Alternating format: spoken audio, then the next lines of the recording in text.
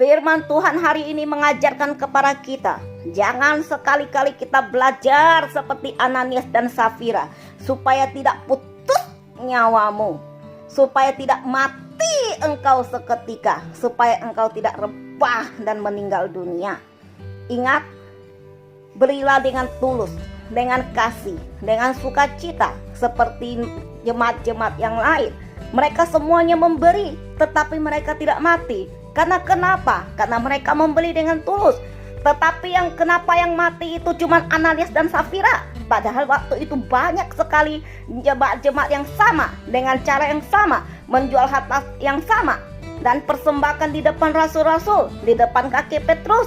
Karena mereka memberi dengan sukacita, memberi dengan tulus, ingin memperluas kerajaan Allah untuk menggenapi amanat agung. Dan mereka bahkan bersukacita dan mereka diberkati, dan mereka tidak kekurangan karena mereka memberi dengan tulus.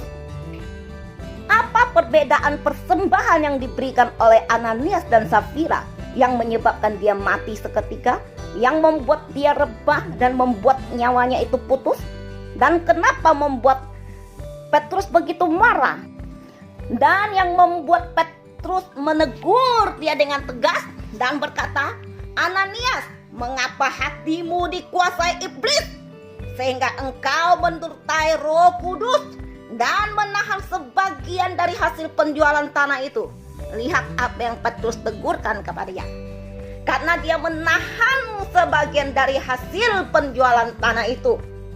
Kalau dipikir-pikir, ya sepertinya ya itu hak dia hak dia untuk menahan. Karena itu memang tanahnya dia.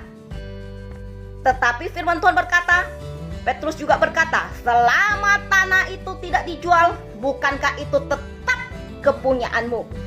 Dan setelah dijual, bukankah hasil itu tetap dalam kuasamu? Petrus dengan tegas mengatakan, mengapa engkau merencanakan perbuatan itu dalam hatimu?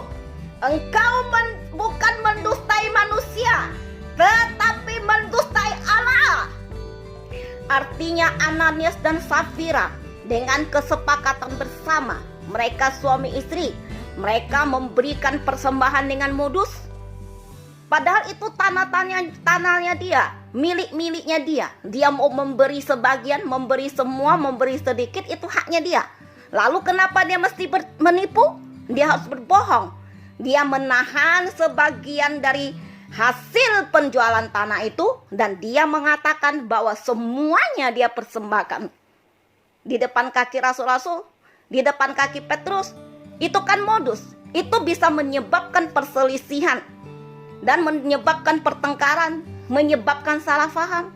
Karena kenapa? Dia menjual tanah, artinya ada orang lain yang membeli, dan orang lain itu tahu berapa besar uang yang dia terima dari hasil penjualan itu. Sedangkan yang dia persembahkan hanya sebagian. Kalau Petrus mengumumkan uang hasil penjualan tanah itu, orang bisa aja salah paham, mengatakan Petrus bersama timnya, bersama para rasul itu, mereka itu nilep uang ataupun korupsi. Padahal itu bukan salah dari pihak Petrus, dari pihak orang-orang yang menerima persembahan. Itu semuanya ulah dari perbuatan Ananias dan Safira, dan bisa menyebabkan konflik di mana-mana. Terjadi salah pahaman di mana-mana. Itulah kesalahan dan kejahatan dari Ananias dan Safira. Maka oleh sebab itu, itulah yang menyebabkan kenapa para rasul, kenapa Petrus begitu marah. Dan Petrus berkata dengan tegas kepada dia, yang dia tipu itu bukan manusia, yang dia dustai itu bukan manusia, tetapi mendustai Allah. Kenapa? Karena persembahan itu dipersembahkan untuk Tuhan, untuk memperluas kerajaan Allah, bukan untuk main-main. Tetapi Ananias dan Safira menganggap enteng itu semuanya. Dia memberikan persembahan dengan modus, punya motivasi yang gak benar, dan tidak tahu apa tujuannya dia, supaya dia disanjung-sanjung gitu, dengan menahan sebagian persembahan. Tapi dia berkoar-koar, sepertinya dia sudah memberikan seluruh persembahan yang sudah dia jual itu. Itu kan namanya cari nama, manipulasi, dan tidak sesuai dengan apa yang dia persembahkan. Yang dia persembahkan itu cuma sebagian, tapi yang dia umumkan itu sepertinya semuanya, dan yang dikeluarkan itu sepertinya semuanya. Dan apa yang dia lakukan itu bisa menyebabkan banyak hal di luar. Maka daripada itu, ketika Petrus menegur dia, maka rebalah Ananias dan putuslah nyawanya. Oleh sebab itu, jangan pernah main-main di hadapan Tuhan, karena Roh Kudus mengetahui semuanya.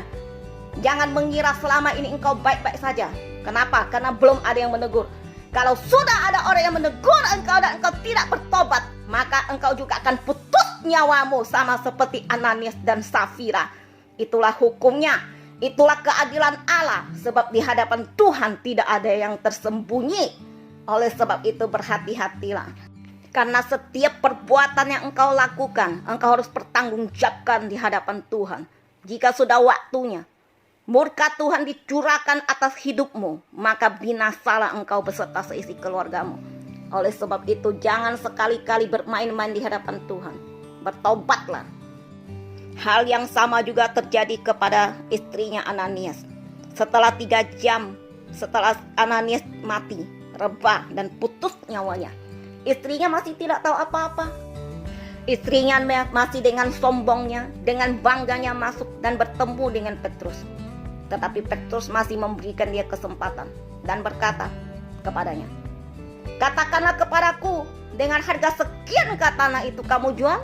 Jawab perempuan itu, "Betul sekian." Lihat kejahatan hatinya, kemunafikannya. Dia tetap berpegang teguh pada kesalahannya. Maka kata Petrus, "Mengapa kamu berdua bersepakat atau kong kali kong bersekongkol untuk mencobai Roh Tuhan?" Lalu Petrus berkata, "Lihatlah, orang-orang yang baru mengubur suamimu berdiri di depan pintu, dan mereka akan mengusung engkau juga keluar." Lalu rebalah perempuan itu seketika itu juga di depan kaki Petrus, dan putuslah nyawanya. Lihat, orang-orang yang mendustai Allah, orang-orang yang mencobai Roh Tuhan, dan dia mengira tidak akan terjadi apa-apa. Ketika murka Tuhan diturunkan, engkau tidak akan punya kesempatan untuk bertobat lagi, apalagi nangis-nangis. Hati-hati, jangan pernah bermain-main di hadapan Tuhan kalau engkau tidak mau putus nyawamu. Main-main dengan persembahan. Ananias dan Safira yang menjual tanahnya sendiri dengan bermain manipulasi kayak gitu aja putus nyawanya. Apalagi kalian yang selama ini mencuri uang Tuhan, mencuri persembahan, ataupun memberi persembahan yang bukan menjadi hakmu. Artinya mengambil persembahan orang lain yang seharusnya persembahan itu untuk orang itu, tapi engkau menahan sebagian persembahan itu yang bukan hakmu. Atau engkau menahan persembahan yang orang lain persembahkan, engkau nahan itu dan engkau berikan kepada orang itu sebagian, lalu engkau keluarkan bahwa itu ada pemberian semuanya daripadamu.